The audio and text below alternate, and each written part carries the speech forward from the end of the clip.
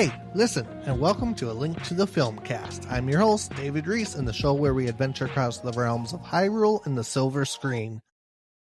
And today we're going to be looking at Kraven the Hunter. But first, let's jump into our traditional random Zelda wiki for today. Today's item, or Zelda wiki page, is an item from Hyrule Warriors, regular and definitive edition.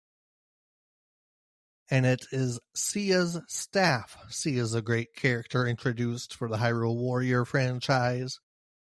Sia's staff is a gold material that can be used for upgrading different items. And that's really all the page has. Hyrule Warriors, I do have on the Switch, the definitive edition. That was my first time. I never played the Wii U. But Hyrule Warriors was a fun game.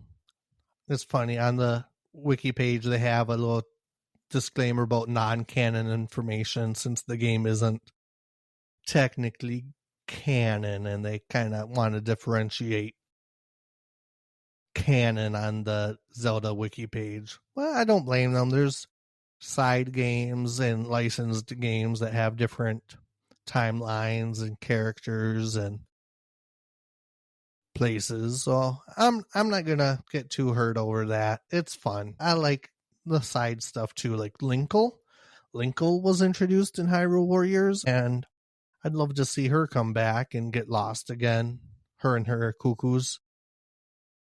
A few things getting started. I know Zelda casting came out since our last episode, and I want to address that.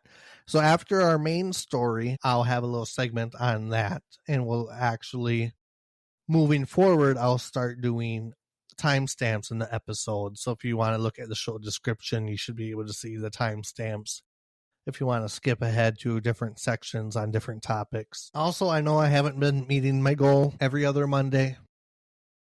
Summertime, stuff is happening. Personal stuff in my life. But I haven't forgotten about you guys. I haven't forgotten about the Zeldom, which is like fandom but with Zelda and stuff. Plus, I want to make sure these are good episodes. I want to make sure these episodes are fun, well edited, they sound good, and something that I'm not too cringed listening to myself talk if I ever listen to the podcast. But let's jump into our main story this week, or month, or however you want to view this. And we are finishing our series on the Sony Extended Spider-Verse. This is the end of our series following the Sony Extended Spider-Verse, knowing that Avi Arad has been attached to these recent Marvel movies, and knowing that he's attached to the Legend of Zelda live action movie slated for 2027. So doing our little analysis on film was made by Avi Arad. And we know this is going to be the last movie in this series, even though it's a more recent series. Kraven just came out just last December. But Sony has confirmed they're not making any more of these movies. So all of you holding your breath, waiting for Morbius 2 and Madam Web 2 and Kraven the Hunter 2 and Venom 4. Bad news. Although I think we might actually get a Venom 4. Or a Venom reboot, actually. Maybe not Tom Hardy but himself, but the Venom movies did turn profits and made money, so it wouldn't be surprising if Sony wanted to keep that going. We get the opening Russian prison sequence just to kind of show that our main dude is some sort of bounty hunter, kind of show us modern day before they do a time skip back. Aaron Taylor Johnson, ATJ, he's our Kraven actor. I never really had him on my radar. I recently, or a couple months ago, I saw 28 Years Later, the British zombie movies, and he's one of the main dudes in that, and he's our main dude.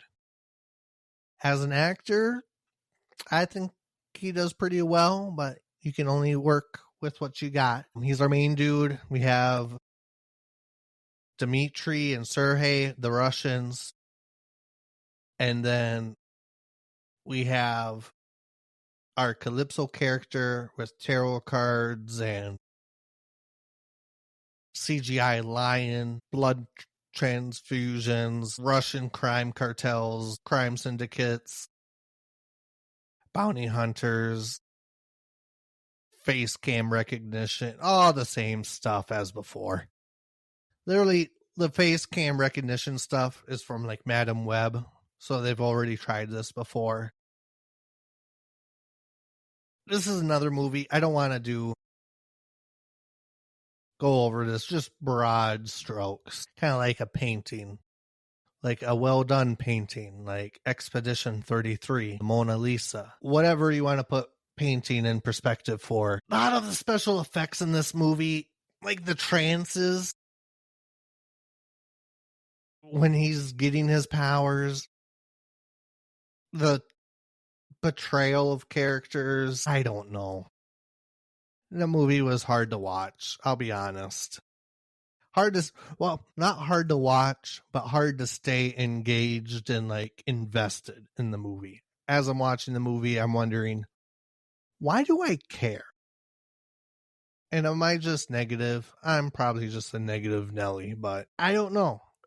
This kind of taught me I should be more selective, vet my movies better before doing some watch series. But you, the listener, I guarantee we are going to have some 5-star movies coming up.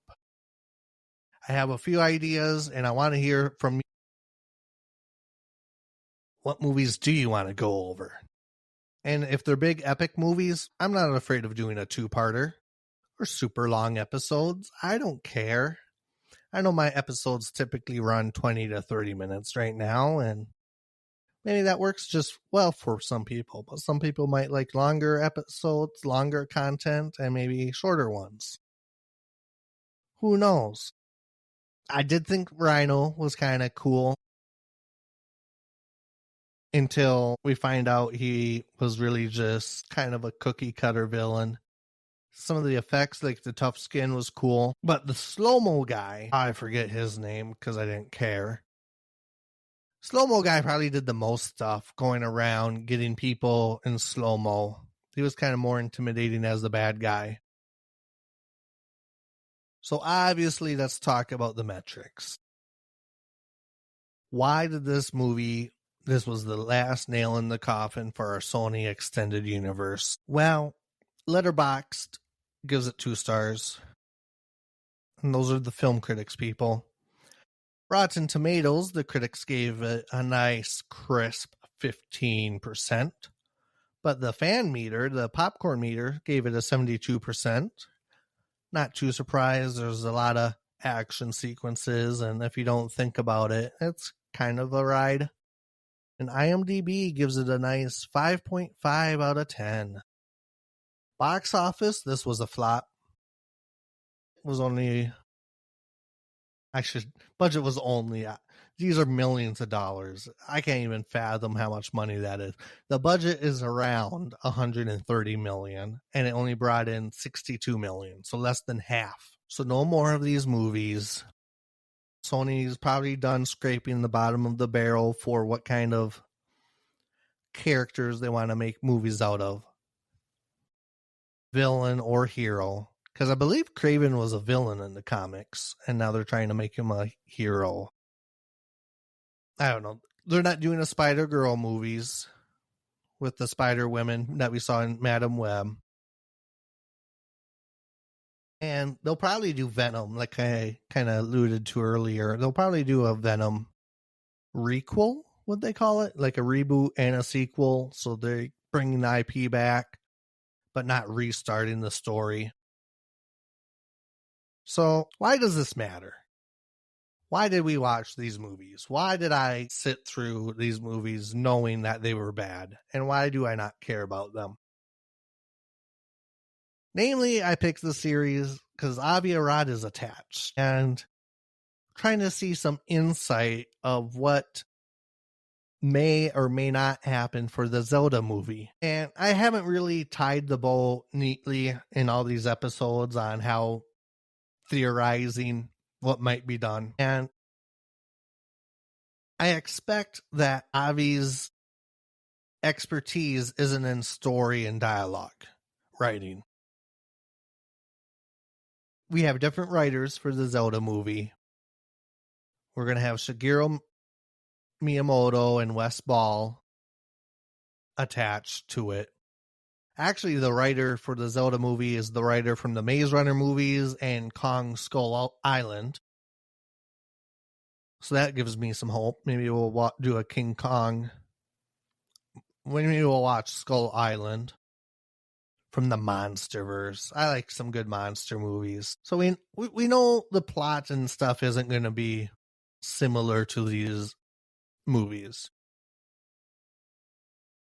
Avi Arad is decent or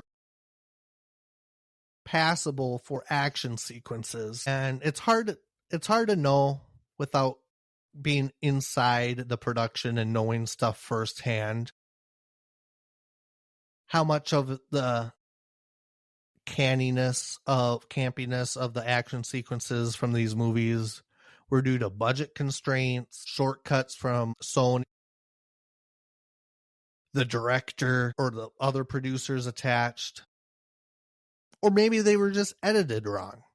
Or the CGI was skimpy. They didn't put full faith into the CGI. But if it's done with care and motivated, and you have the right people around it, these action sequences I could very well see being translated into a Zelda-esque live action setting. Yeah, instead of explosions and gunfire, I think we'll get some sick slow-mo with the bow and arrow. Bomb arrows are probably going to get introduced in like the second half of the Zelda movie, if they introduce them at all. I feel like that would be a cool little like, hey, we need a power up. Here's some bomb arrows, Link. And then I bet some sequences with that, some realistic fire, like the horse escort mission from Twilight Princess. Not that exact mission, but some sort of setting where there's horses, there's a carriage, there's fire, there's enemies. I feel like that would be great on the silver screen with Link and Epona on the screen. I hope they have Epona. I hope it's not some generic horse he finds a la Breath of the Wild, Tears of the Kingdom. I hope they acknowledge Epona's significance. And I know Nintendo's going to be super involved. Just like with Illumination in the Mario movie. They're not going to want to take chances. If anything, they're going to play it super safe and super kid-friendly. I'm hoping with the choice to go live action and keeping it director Wes Ball, it's going to be more young adult oriented, more live action teen driven. And I'd love to see how that turns out, because that would really kind of put me in the headspace of where I was when I played Twilight Princess. And is this going to be Twilight Princess the movie? Probably not. No one knows until we actually see a teaser or a trailer or actual footage. So right now it's just speculation. But I feel like given the care and crafting that could be achieved, some of these sequences put off by Arad Productions could make the Zelda movie great. And I know I'm ripping on Sony with these movies. I don't know what happened behind the scenes. I don't know who watched these movies and approved them as is. I know there's producers, writers, and they're probably all pointing the finger at each other, the director, editors. A lot of people involved in these multi-million-dollar movies. But Sony does good movies as well. Namely, I'm like an animation nerd. and the Spider-Verse movies and their more recent hit on Netflix, K-pop Demon Hunters, gives me hope on Sony that they can produce a good movie. That's where I'm going to tie the bow, leave our Sony Extended Spider-Verse, and we're going to take a short break, and we'll talk about the casting.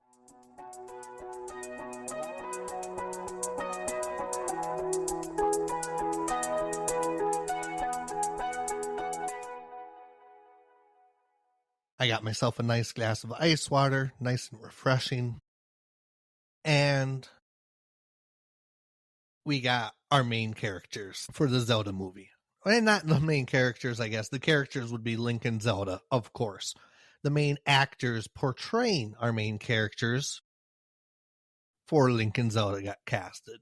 And if you Google these characters or these actors' names, Google has these little Easter eggs that say Hiya and the princess, excuse me, princess, kind of an homage of the old Zelda cartoon.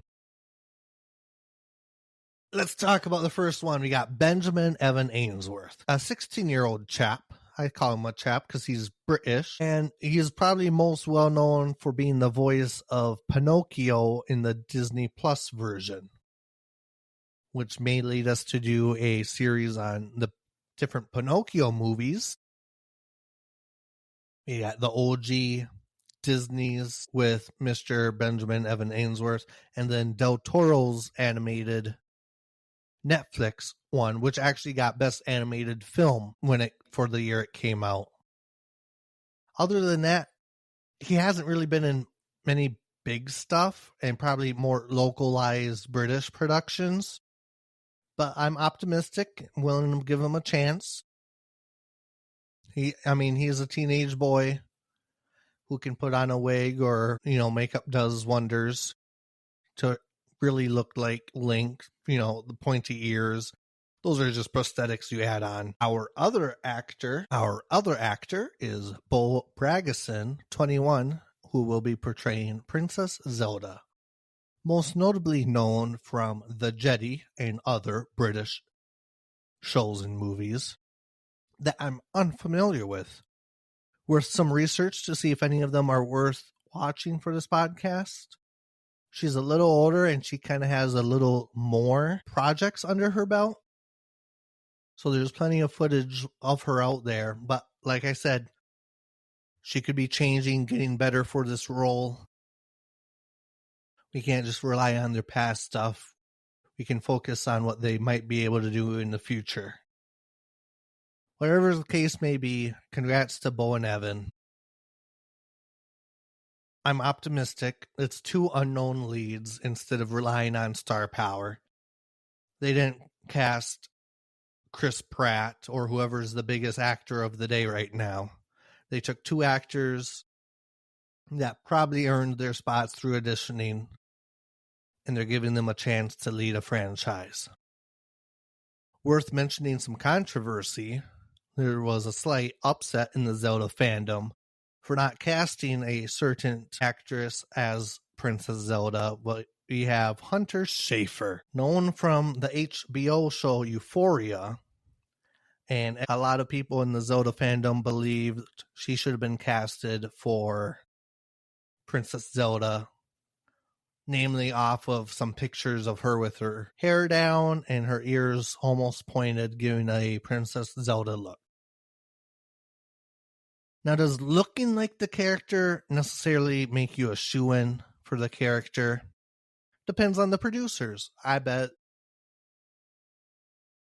if it was a different set of producers who wanted different fans or serve fans and not really care about the acting and they kind of wanted to go for the name recognition, they would do it for a shoo-in character, shoo-in actor.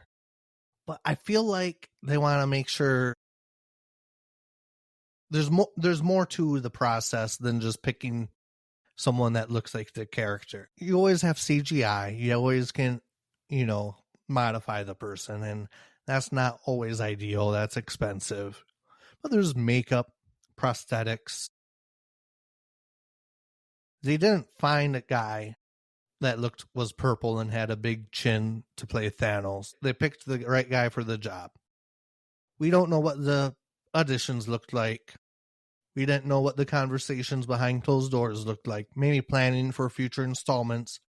We don't know if Hunter wanted to sign a commitment for a 10-year exclusivity deal or whatever different contract terms could have been.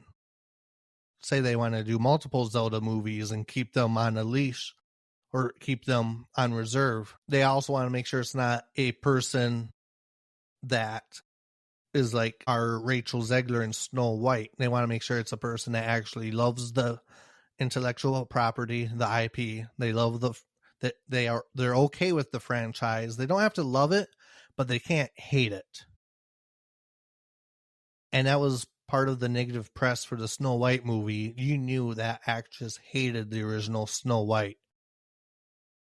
So I don't know Hunter myself. I don't know if they are actually a Zelda fan. I don't know if they even auditioned. Everything I've seen has been from fan speculation and fan talk. But it's worth.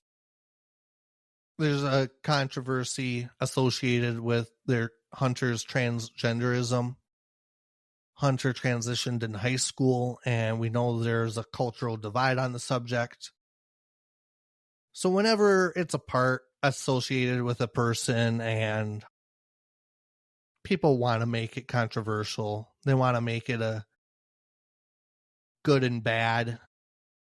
Good they didn't get it, bad they didn't get it. Who's to say? But we don't know what happened. We don't know about the auditions, talks. Maybe they turned down the role. Who knows? And I know I'll probably get some flack for this, but trying to look at it from both sides. Like, yes, I get it. Hunter looks like Princess Zelda in a few pictures. But is that enough to have them carry a whole movie? I don't know. I just kind of want to do a shout out to Sony and their K-pop demon hunters. I kind of alluded to it earlier. Sony Animation's doing something right now. And I'm not surprised that the last couple years Disney hasn't gotten Best Animated Film. The Spider-Verse movies came out, great soundtracks, and a different animation style. Also done by DreamWorks with Puss in Boots, The Last Wish. They do frame skipping. So they take certain elements or characters, and instead of animating them frame by frame, they'll animate them for every 2 frames or 3 frames, which is giving these movies quite a different feel than your traditional animations.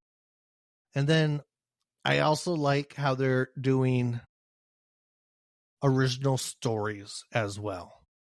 They're not doing another done to death reboot or sequel, cough cough, Toy Story and Jurassic Park. We're getting original stories, and I want to see Elio. I really do. Pixar, Disney. I don't think it was calling for me to get my movie theater dollars, but you'll have my Disney Plus dollars for when it comes to streaming. I'll watch Elio. I'll give it a chance. I do like sci-fi. So we'll see where animation goes. This is my little animation corner. And then we got a new trailer for the next Pixar Disney project called Hoppers, which is really just Beaver Avatar. And they're like, well, it's not Beaver Avatar. They were self-aware in the trailer as they're explaining the concept. They're like, yeah, it's like Avatar. And they're like, no, it's nothing like Avatar. But then it becomes just like Avatar. I don't know. I'd rather watch Avatar than some Disney take on it. I guess technically Avatar is in the Disney family now that Disney has Fox.